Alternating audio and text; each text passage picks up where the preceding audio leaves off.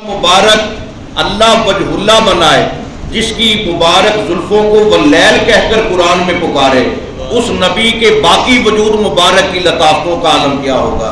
گویا یہ بات کھل کر سامنے آ گئی، میرے نبی کا پاک چہرہ ایسا بے مثال ہے، ایسا کامل اکمل اور مکمل ترین ہے، لوگ چہرہ مدینے والے کا دیکھتے تھے، جمال خدا کا نظر آتا تھا۔ اور یہ کیفیت، یہ محبت کی خیرات صرف عاشقوں کا خاصہ ہے۔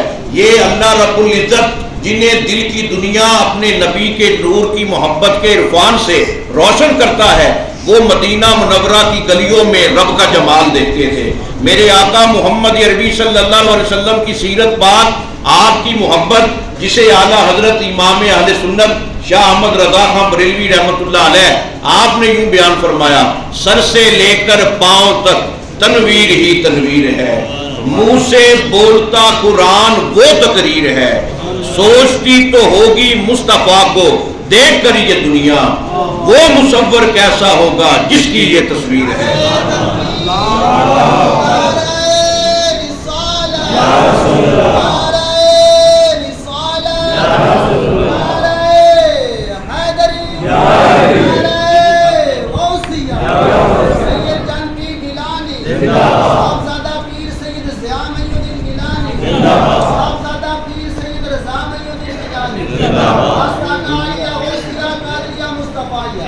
ہر چیز اپنے مرکز اور محور کے در گھومتی ہے، چکر لگاتی ہے، واپس لوٹتی ہے۔ اگر ہم نے سانے کو دیکھنا ہے تو مصنوع کی خبر جو ہے سانے کے ذریعہ سے ملے گی۔ اگر ہم نے تصویر کو دیکھنا ہے، تصویر کو دیکھ کر پتہ چلے گا اس کا بنانے والا کون ہے، تحریر کو دیکھ کر پتہ چلے گا کہ محرر کون ہے، تقریر کو سن کر پتہ چلے گا یہ مقرر کون ہے۔ بالکل اسی طرح ذات محمد عربی تک پہنچ کے ذات رسول کریم کو دیکھ کر ہمیں ذات خدا کا پتہ ملتا ہے۔ ہمیں یہ پتہ چلتا ہے کہ خدا کی عظمت کیا ہے، خدا کی توحید کیا ہے، خدا کی معرفت کیا ہے، اللہ کا عرفان کیا ہے، اللہ کا فرمان کیا ہے۔ جب ہم محمد عربی کی ذات تک پہنچ گئے، ہم خدا تک پہنچ گئے۔ اور یہ وہ وسیلہ ہے جو ہمیں صحابہ نے عطا کیا، جس کی کیفیت ہمیں صحابہ نے بخشی۔ میرے آقا مصطفیٰ کریم صلی اللہ علیہ وسلم کی بارگاہ میں حضرت سیدنا ابو بکر صدیق رضی اللہ عنہ آپ حاضر ہوئے، آ کر عرض کرتے ہیں، یا رسول اللہ صلی اللہ علیہ وسلم، آپ سے بڑھ کر حسین اور جمیل ہستی میری آنکھ نے پوری روئے زمین پر نہیں دیکھی۔ میرے آقا نے یہ فرمایا، صدقتا یا ابی بکر، اے ابو بکر تم نے سچ کہا۔ میرے آقا جب مسجد نبوی سے باہر نکلے، سامنے سے ابو جہل آتا ہوا نظر آیا، اس نے کہا، معاذ اللہ اے محمد صلی اللہ علیہ وسلم، تم سے زیادہ بدصورت میری آنکھ نے کبھی نہیں دیکھا۔ میرے آقا نے یہ فرمایا، صدقتا یا ابی جہل، اے ابو جہل تم نے بھی سچ کہا۔ صحابہ بڑے حیران ہوئے کہ ابو بکر صدیق نے اپنی محبت پیش کی، آپ نے اسے بھی سچا کہا۔ ابو جہل نے اپنی ناپاک زبان کو دراز کیا، گستاخانہ کلمات کہے، آپ نے اسے بھی سچا کہا۔ یہ بات سمجھ میں نہیں آئی۔ میرے آقا نے یہ فرمایا کہ جب تم میں سے کوئی بندہ آئینہ دیکھتا ہے، شیشہ دیکھتا ہے، اسے اپنا چہرہ نظر آتا ہے۔ ابو بکر کا جو سینہ تھا میری محبت کا نگینہ تھا، میری محبت کا مدینہ تھا، ایسا نگینہ مصفا روشن۔ ابو بکر نے جب چہرہ اپنے نبی کا دیکھا، اسے اپنا چہرہ نظر آیا، اور اپنے چہرے کی پہچان کر کے نور خدا کو دیکھ کر اس نے مجھے حسین ترین اور افضل ترین کہا۔ ابو جہل کیونکہ خود وہ نحوست کا مارا ہوا تھا، گستاخ تھا، بے ادب تھا، اسے اپنا چہرہ نظر آیا۔ بس یہ پہچان ہے جو عشق والے ہوتے ہیں، جنہیں یہ پہچان کا جذبہ مل جائے، انہیں مدینہ منورہ کی گلیوں میں رب کا ظہور نظر آتا ہے، رب کی معرفت نظر آتی ہے، رب کا عرفان نظر آتا ہے۔ اس لیے کہ یہ عشق والوں کا خاصہ ہے، جن کا دل عشق سے روشن ہے۔ ابو بکر صدیق نے محمد عربی کے چہرے میں خدا کا جمال دیکھا، فاروق اعظم نے ذات مصطفیٰ میں اللہ کے عرفان کے جلوے دیکھے، عثمان غنی نے اللہ کی برہان کو دیکھا، مولا علی نے اللہ کے نور کو دیکھا۔ سارے صحابہ نے ظاہری طور پر چہرہ مدینے والے کا دیکھا، نور خدا کا نظر آیا۔ یہ صرف دیکھنے کا فرق ہے، یہ صرف سمجھنے کا فرق ہے، یہ صرف سوچنے کا فرق ہے، یہ صرف فہم و فراست کے ادراک کا فرق ہے۔ اس لیے کہ جو عشق والے ہوتے ہیں، جو محبت والے ہوتے ہیں، جو معرفت والے ہوتے ہیں، جو ظاہری آنکھ کی بینائی کے ساتھ دل کی بینائی بھی رکھتے ہیں، انہیں بتانا نہیں پڑتا، پڑھانا نہیں پڑتا، سمجھانا نہیں پڑتا، بس پہلی نگاہ پڑتی ہے وہ خدا کو پا لیتے ہیں۔ اسی لیے آپ دیکھیے کہ عاشقوں کا عقیدہ یہ ہے کہ انداز حسینوں کو سکھائے نہیں جاتے، جو امی لقب ہو وہ پڑھائے نہیں جاتے، ہر ایک کے حصے میں نہیں دیدار کسی کا، بو جہل کو محبوب دکھائے نہیں جاتے۔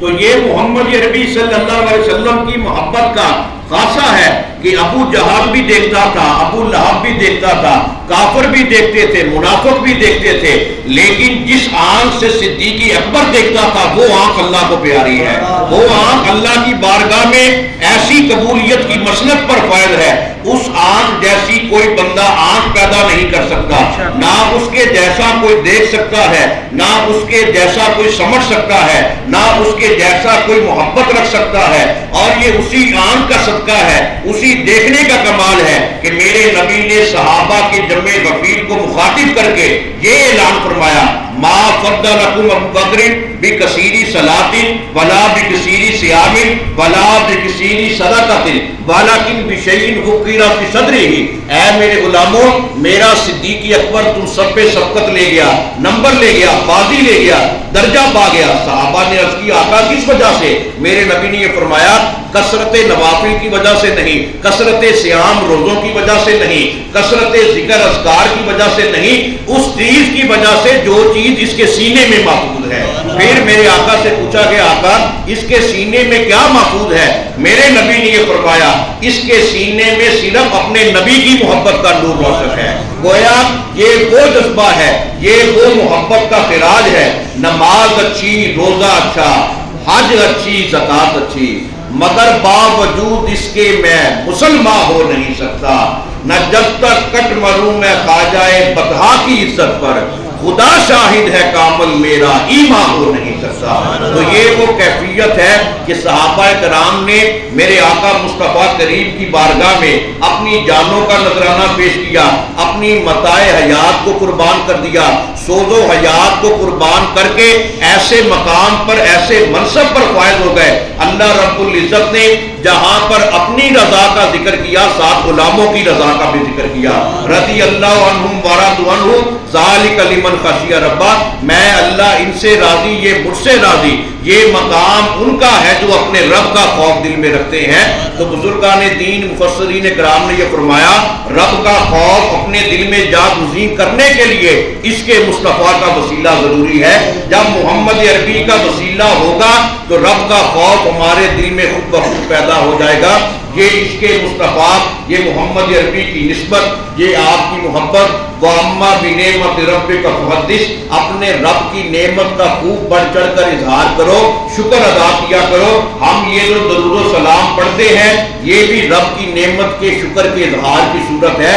یہ جو اپنے نبی سے محبت کرتے ہیں یہ بھی ہم اللہ کے حکم پر اللہ کی اس نعمت کا شکر ادا کرتے ہیں کہ اللہ نے ہمیں وجود محمد عربی کی نعمت عطا فرمائی۔ وَلَسَوْفَ يُؤْتِيكَ رَبُّكَ فَتَرْضَىٰ، اللہ نے یہ فرمایا ہے میرے نبی میں آپ کو اتنا عطا کروں گا، اتنا عطا کروں گا، ایسی جھولی بھروں گا میرے نبی آپ راضی ہو جائیں گے۔ پھر جب آپ سے یہ پوچھا گیا آقا آپ راضی کیسے ہوں گے؟ میرے نبی نے یہ فرمایا جب میں اپنی ساری امت کی شفاعت کر لوں گا پھر میں راضی ہو جاؤں گا۔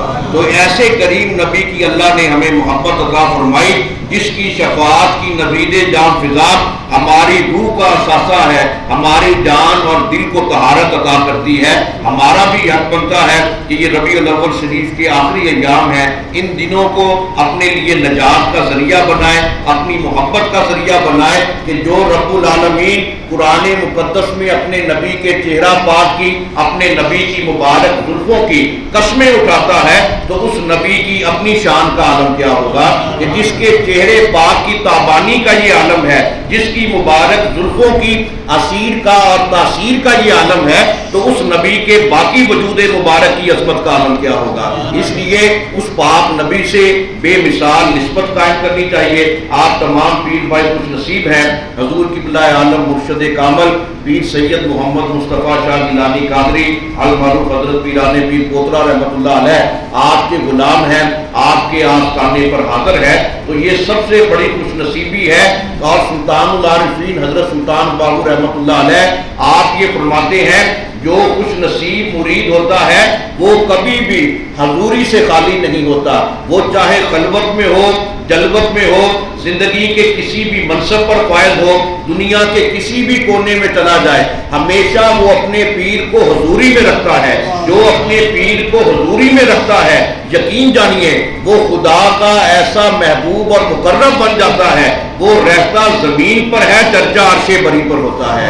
اور حضرت سلطان باہو رحمۃ اللہ علیہ آپ مزید یہ فرماتے ہیں کہ کامل مرید، سچا مرید، صادق الیقین مرید ہوتا ہی وہ ہے جس کا دل اپنے مرشد کی حضوری سے خالی نہ ہو، ادھر دنیا میں رہ کر بھی بے مثال رتبہ پاتا ہے، جب دنیا سے جانے لگتا ہے، آخری وقت قریب ہوتا ہے، موت کا پروانہ ملتا ہے، آنکھیں بند ہو جاتی ہیں، اس نسبت کا صدقہ، پیر کی غلامی اور حضوری کا صدقہ، مرشد کامل کے وسیلہ سے رب العالمین قبر کو روشن فرما دیتا ہے۔ اس لیے میرا اور آپ کا المیہ یہ ہے کہ نہ ہمارے اندر یقین کی دولت ہے، نہ ہمارے اندر یقین کا وسیلہ ہے، جتنی دیر تک یقین محکم نہیں ہوگا، یقین مستحکم نہیں ہوگا، اپنے مرشد کامل کو ہم حضوری میں نہیں رکھیں گے، اتنی دیر تک دنیا کا کوئی رتبہ، کوئی منصب، کوئی فیض کی خیرات جو ہے وہ ہم نہیں پا سکتے۔ حضرت داتا گنج بخش نے یہ فرمایا، میں نے دنیا میں جو بھی نعمتیں پائی ہیں اپنے پیر کے صدقہ سے پائی ہیں۔